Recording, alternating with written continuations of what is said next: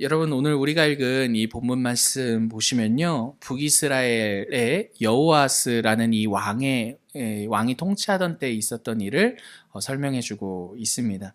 근데 여러분 가만 보니까요. 여호아스 때 있었던 일을 기록하고 있는 이 본문의 내용을 보니까 이 일이 비단 이때만 있었던 일이 아니라 북이스라엘의 역사였다라는 것을 우리가 생각해 볼 수 있다라는 거죠.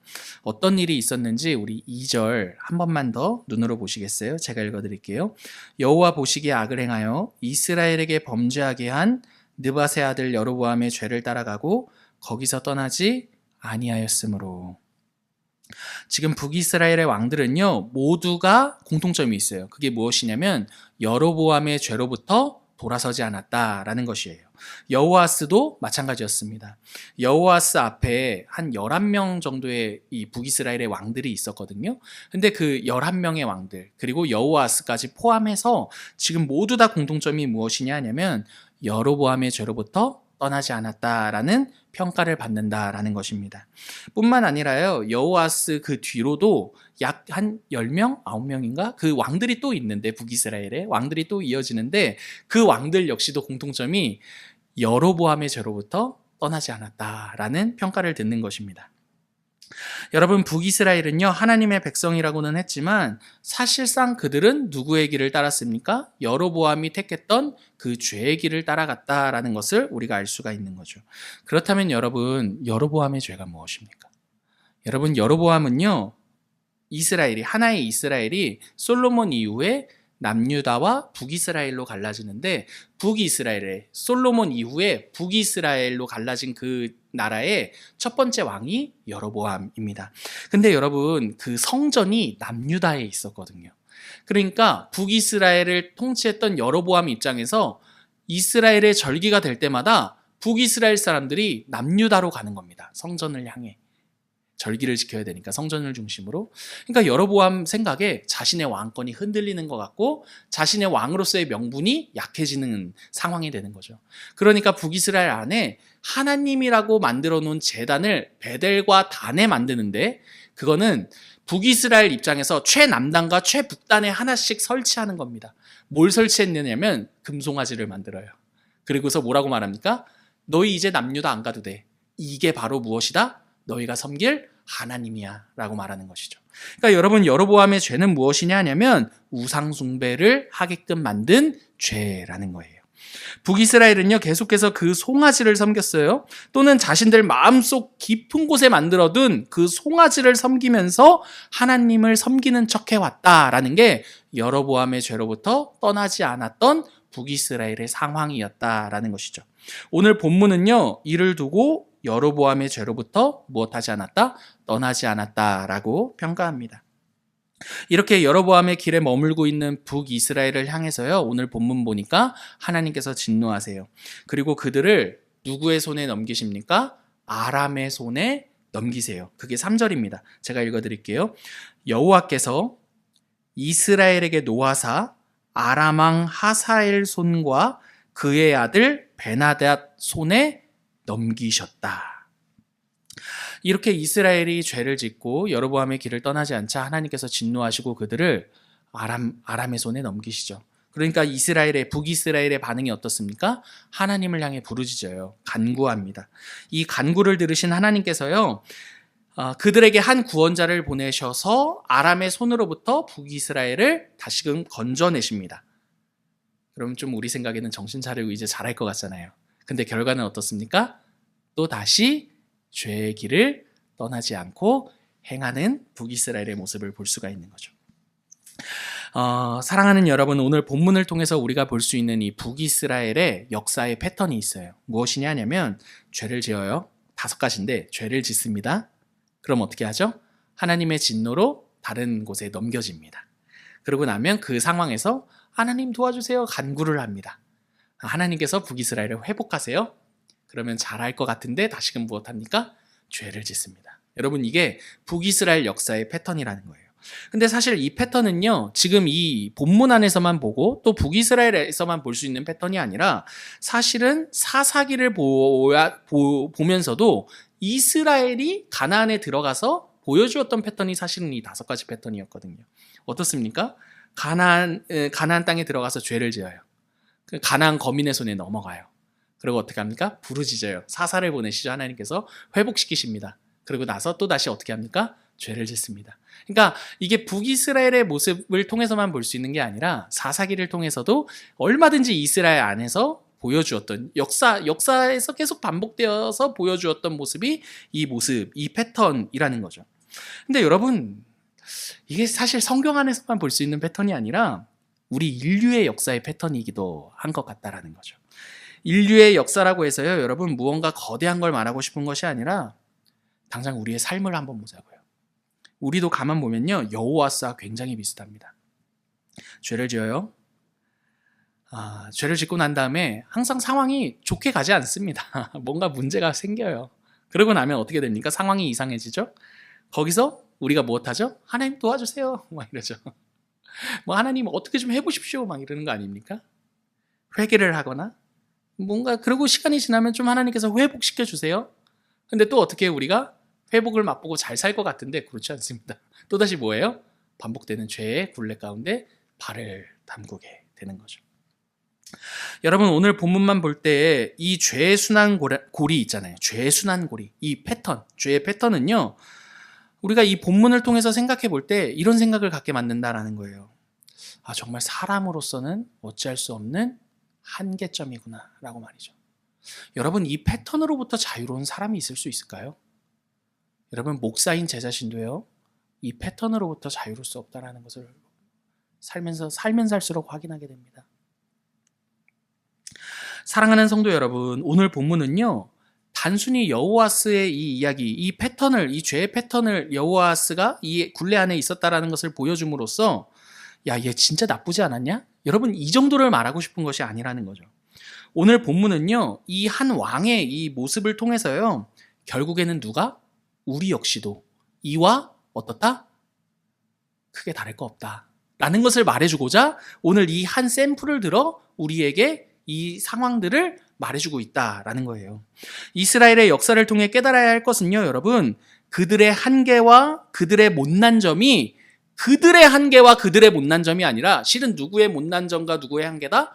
우리의 한계와 우리의 못난 점이라는 사실을 깨달아야 한다라는 거죠. 여러분, 저는 아직도 기억나는 게 뭐가 있냐면 출애굽기를 막 읽는 거예요. 중고등학교 때 막 읽잖아요. 모태신앙, 거의 모태신앙이니까 막 읽다 보면 막 이스라엘 백성들이 너무 한심해. 얘들 왜 이렇게 못 믿어 하나님을. 답답해. 막 이랬는데 살면 살수록 이 이스라엘의 모습이 누구 모습이다? 내 모습이었구나 라는 것을 깨닫게 되는 거죠. 아무것도 모르고 패기가 넘치고 막 그럴 땐 몰랐습니다. 이스라엘 이 바보 같은 놈들 막 이러면서 왜 이렇게 불평만 해 이랬는데 어느 순간 보니까 한복판에서, 내 인생의 한복판에서 이스라엘과 똑같은 말과 똑같은 불평과 똑같은 의심과 똑같은 한계와 똑같은 문제점을 가지고 있는 게 우리의 인생이라는 것을 깨닫게 되더라는 거예요. 여러분, 오늘 본문에 근데 이 마지막을 한번 보십시오. 이 마지막 보면 하나님께서 구원자를 보내주셨어요. 그리고 아람의 손으로부터 건져내셨어요. 그런데 또 다시 죄를 지음으로써 아람의 손에 넘어가게 되는 거. 여러분, 지금 이 본문이 재밌는 겁니다. 이거 보여줘서 그냥 여호와스 나빴어 이걸 말하고 싶은 게 아닌 거죠. 니들의 삶은 어떠냐? 야, 여호와스 봤지? 얘네 하나님 백성 아니어서 이런 거 아니야. 하나님 백성이거든? 근데 이 패턴 안에 자유롭지 못한 한 사람의 모습을 보여줌으로써 너희들은 어떤데? 이렇게 물어본다라는 거죠. 여러분, 이 여호와스의 모습이 사실 우리의 모습이라는 것을 우리가 한번 생각해 볼 때, 그럼 여러분 한번 생각해 보십시다. 여러분, 우리 어떻게 해야 되는 겁니까? 이 죄의 굴레와 이 패턴으로부터 자유로울 수 없는 우리의 삶, 이거 어떻게 해야 되는 겁니까? 여러분, 오늘 본문은요, 단지 절망만 우리에게 안겨다주고 끝을 내고자 하려는 것은 아닐 것입니다. 오늘 본문은요, 사실 생각해 보세요. 열왕기 상하는요, 이런 맥락에서 쓰였거든요.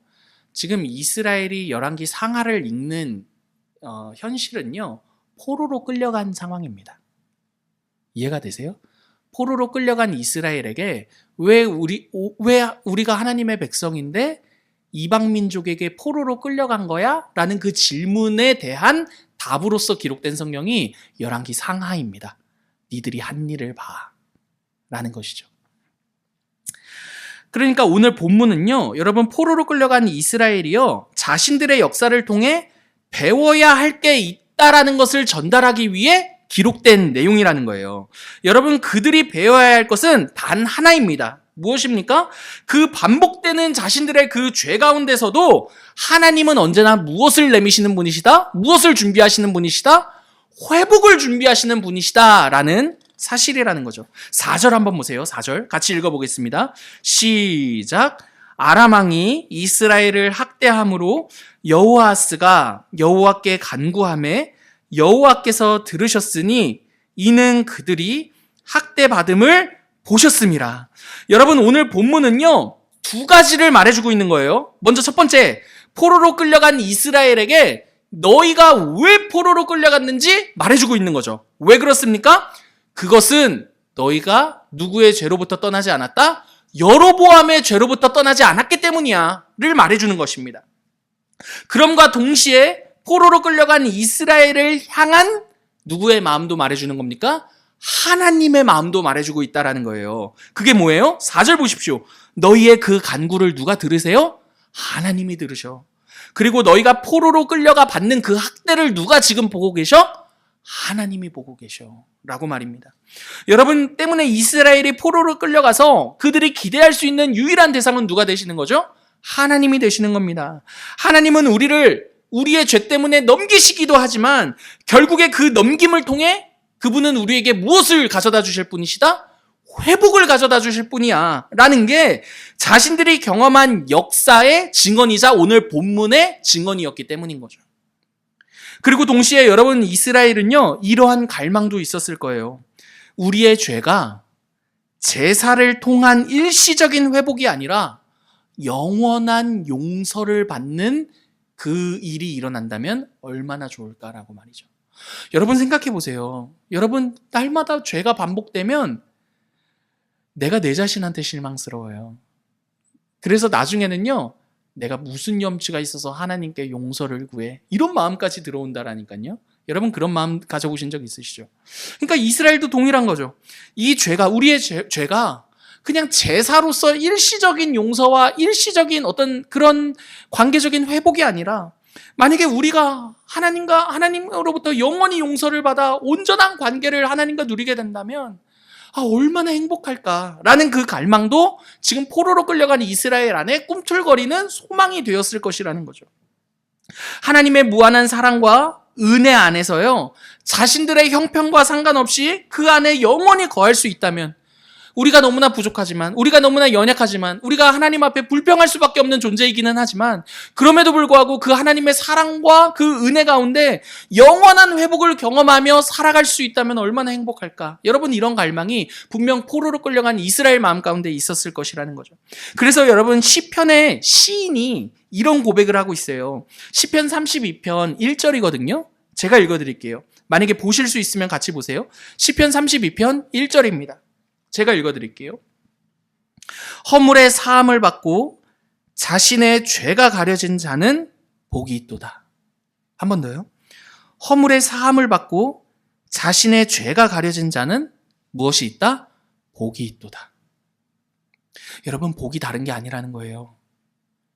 허물의 사함, 용서를 받고 죄가 덮여진 자는, 여러분, 그게 복이 있는 자라는 거예요.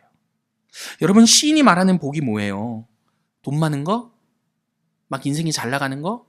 여러분, 그거 아니라는 거예요. 지금 시인의 갈망은 이겁니다.